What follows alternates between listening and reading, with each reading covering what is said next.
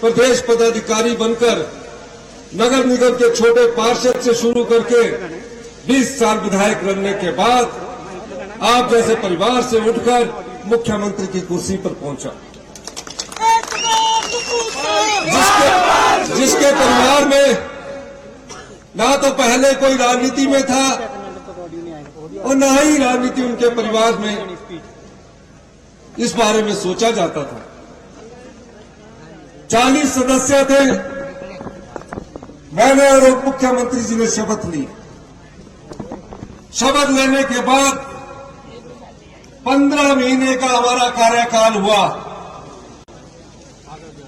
3 चुनौतियों का मुझे सामना करना पड़ा।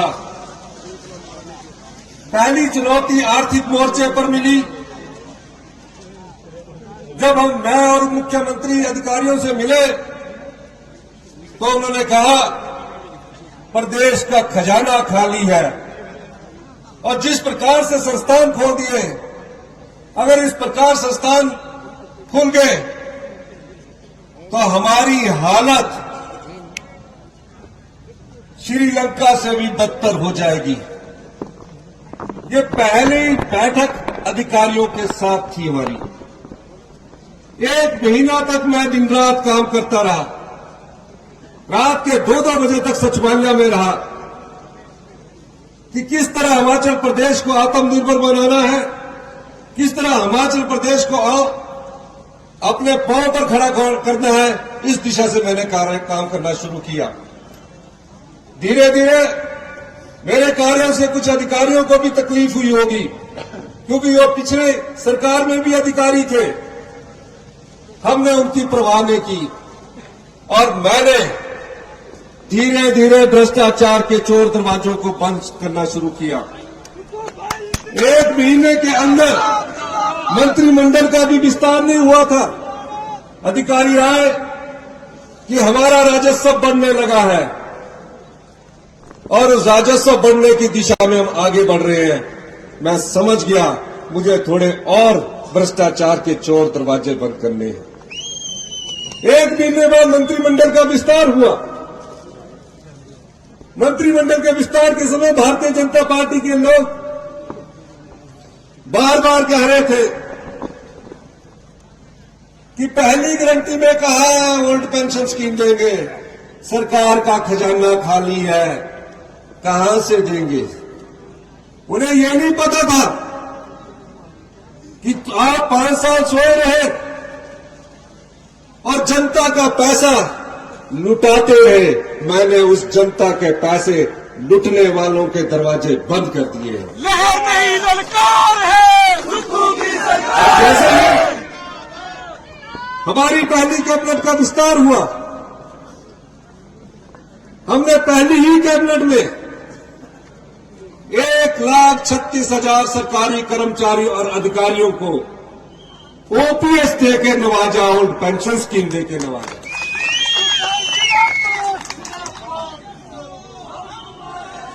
कुछ लोग कह रहे थे, अधिकारी कह रहे थे, आप क्यों इसको पहली कैबिनेट में दे रहे हैं, आपका चुनाव तो 2027 में होना है। हमने कहा हम चुनाव के मद्देनजर के लिए सत्ता में नहीं आए हैं।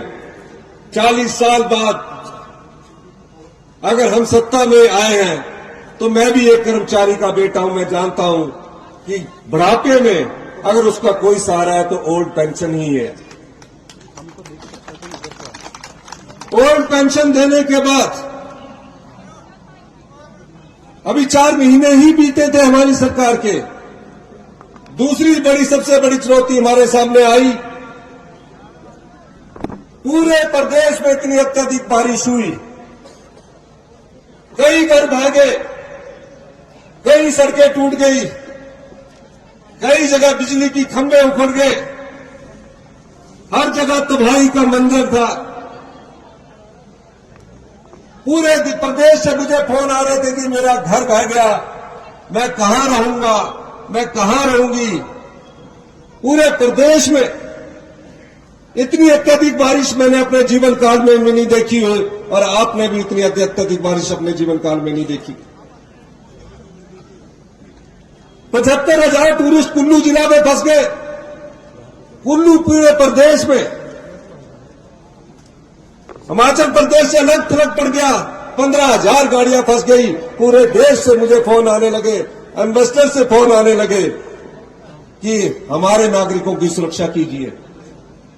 हम पूरे मंत्रिमंडल के सदस्यों को लेकर के सड़क पर खड़े हुए मुख्यमंत्री, उप मुख्यमंत्री, मंत्रिमंडल के सदस्य और जो 75,000 पर्यटक थे उन्हें सही सुरक्षित घर पहुंचाया और उनकी 15,000 गाड़ियों को भी सही सुरक्षित घर पहुंचाया। 48 घंटे में कुल्लू जैसा बड़े पहाड़ पीने के पानी की योजनाओं को टेम्परेरी तौर पर दुरुस्त किया, सड़कों को जोड़ दिया। अभी ये पहली आपदा से हम निपट ही रहे थे कि 14 अगस्त को मैं कुल्लू जाने की तैयारी कर रहा था।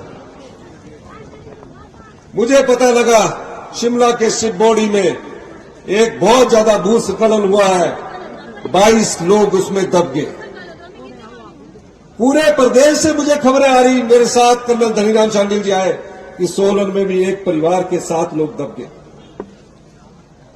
एक ही दिन में आपदा से ऐसा पहले कभी जीवन में नहीं हुआ, 51 लोगों की मौत हुई।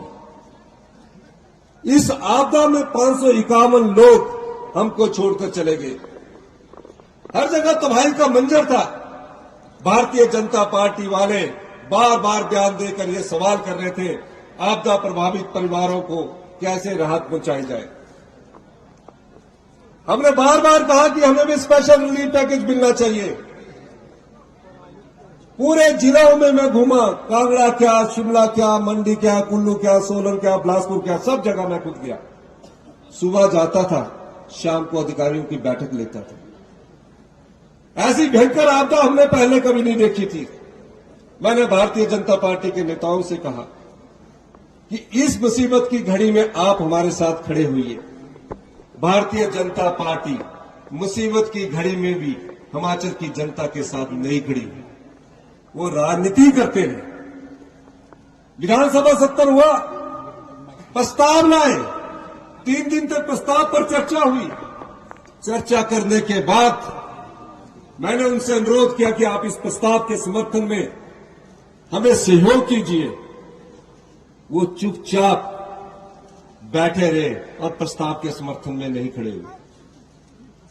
मैंने फिर उनसे बार बार प्रेस के माध्यम से अनुरोध किया, आप इस मुसीबत में हिमाचल के लोगों के साथ खड़ा होइए, हम आपको श्रेय देंगे, आप हमारे साथ चलिए। मैं देश के प्रधानमंत्री से मिला, देश के वित्त मंत्री से मिला, देश के गृह मंत्री से मिला।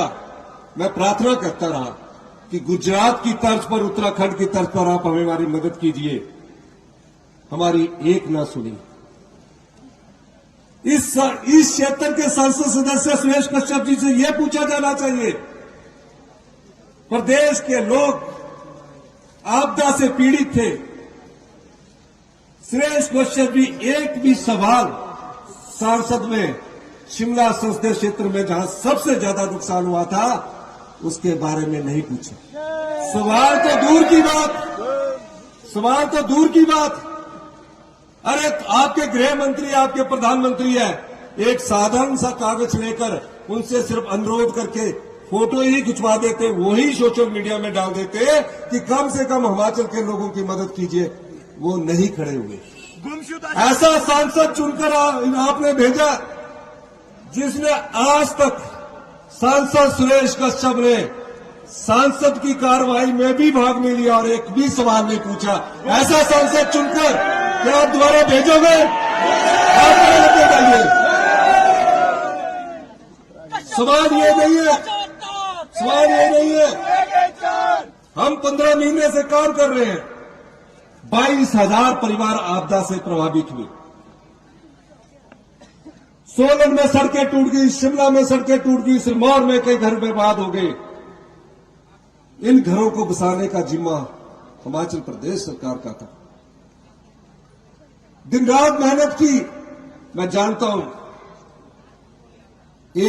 हम 90% गांव में रहते हैं। बड़ी मुश्किल से एक घर हमारा पक्का बनता है। अगर आपदा में वो घर पानी बहाकर ले जाए रात को उस घर में आप खाना खा रहे हैं और पता लगे एकदम तेज बारिश से इतना तेज पानी आया, आप अपनी जान बुझाकर भागोगे। उस घर में जो भी साजो सामान था वो सब रह गया, पीने के पानी का गिलास तक भी नहीं बुझा। ऐसे 22,000 परिवार सड़कों पर आ गए। भारतीय जनता पार्टी के लोग राजनीति करते रहे, मैं गुहार करता रहा, मैं अनुरोध करता रहा, लेकिन उनके मन में हिमाचल के आपदा प्रभावित परिवारों के लिए दया नहीं। मैं कुमारसम गया, चुपाल गया, रोडू गया, जुब्बल गया, ठियोग गया, सब जगह गया, सिरमौर गया, कसौली गया, परमाणु गया, दून गया, नारायणगढ़ गया। कौन सा ऐसा क्षेत्र था मैं नहीं गया? हिमाचल का कौन सा ऐसा कोना नहीं था जब बाढ़ से प्रभावित लोग सड़कों पर रह रहे थे, टेंटों पर रह रहे थे। मैं सबसे मिला। अक्टूबर शुरू होने वाला था, उससे पहले शिमला जिला में सड़कों का इतना बुरा हाल हो चुका, हमारे किसान और बागबानों का सेब पक चुका था। 15 दिन भी लेट हो जाते 4 करोड़ की अर्थव्यवस्था में भारी नुकसान हिमाचल प्रदेश को होता।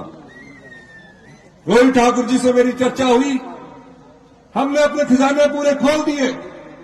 जिसने जो मांगा सड़कें खुलवाने के लिए हमने दिल खोल कर दिया, और दिल खोलने के बाद एक भी बागवान का एक भी सेब इसलिए बगीचे में नहीं सड़ पाया क्योंकि हमने सारी छोटी छोटी सड़कों को, पंचायत की सड़कों को भी खोल दिया और सारा सेब मंडियों में पहुंचाया। फिर मैंने सोचा कहीं कहीं सेब दागदार हो गया होगा, उस सेब को भी 50 पैसे समर्थन मूल्य के रूप में बढ़ते थे। मैंने तुरंत प्रभाव से हमारी रोहित जी, मोहन बुराटा जी, नंदलाल जी सबकी बैठक बुलाई और हमने उस समर्थन मूल्य को 1.5 रुपए की ऐतिहासिक वृद्धि की, 10.5 से 12 रुपए किया। किसान को नुकसान न हो, वजन के हिसाब से सेब खरीदा गया और इस वर्ष हम यूनिवर्सल कार्टन के माध्यम से सेब खरीदेंगे। MIS का पैसा आपका 5-5 साल से पड़ा रहता था। हमने इस बजट में तुरंत प्रभाव से जितना भी MIS का पैसा है 60 करोड़ रुपया तुरंत प्रभाव से रिलीज करने की घोषणा की। 15 महीने में हमारी सरकार आगे बढ़ रही थी। आपदा प्रभावित परिवारों को कैसे बचाया जाए। अक्टूबर शुरू हो चुका, बच्चे टेंट में रह रहे थे, टेंट में। हमने हिंदुस्तान में पहला ऐसा नियम बनाया कि जो टेंटों में रहने वाले आपदा प्रभावित परिवार है, वो अगर उनको गांव में किराए पर मकान मिलता है 5,000 रुपया सरकार अपनी तरफ से देगी, खाना पीना और रसोई का गैस मुफ्त में देगी। यही मात्र काफी नहीं था। उन्होंने मुझसे मांग नहीं की। ये संवेदनशीलता है इस सरकार की, ये संवेदनशीलता है इस सरकार की। कहीं भी जाता था परिवार के लोग अपना सिर मेरे कंधे पर रखकर रोते थे, कहते थे बड़ी मुश्किल से पाई पाई जोड़कर एक घर बनाया, अब इस घर को कैसे बसाएंगे। मैंने तो अपने सिर पर ईंटें ढोई है, सड़क बहुत नीचे है, अब हमारे पास रहने को कुछ नहीं है। मैंने अधिकारियों की बैठक की, कहा सिर्फ 1.5 लाख रुपया मिल सकता है।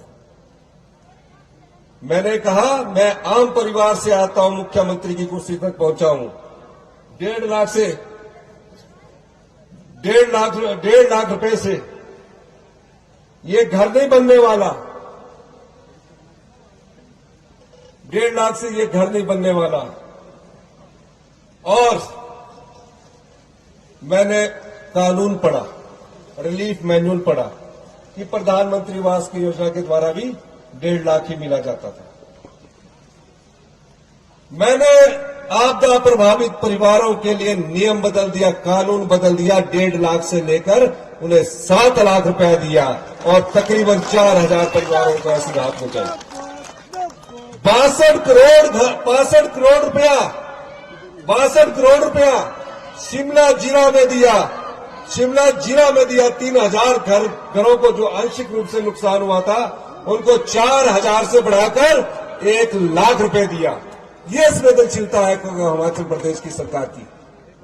ये 15 महीने की सरकार काम कर रही है आपके लिए। कोई मांगने नहीं आया था हमसे कि हमें 7 लाख दीजिए। वो तो बेचारे दुबक के बैठे थे कि जो मिलता है उसी से गुजारा कर लेते हैं, 1.5 लाख से ही गुजारा कर लेते हैं। मैंने उनका दर्द देखा। कच्चा मकान किसी का बह गया, उसको भी 7 लाख दिया।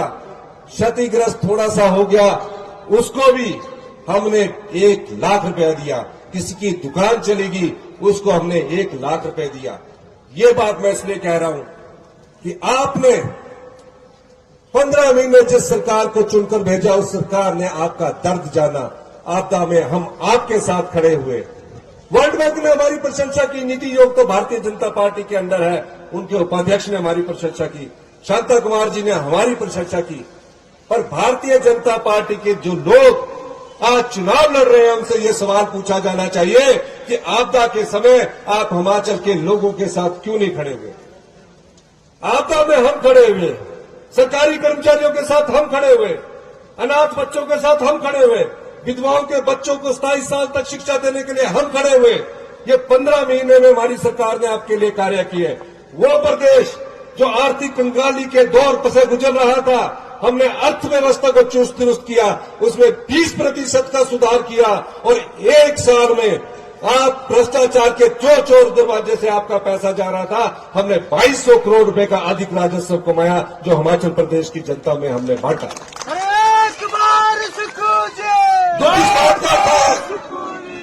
दुख इस बात का होता है,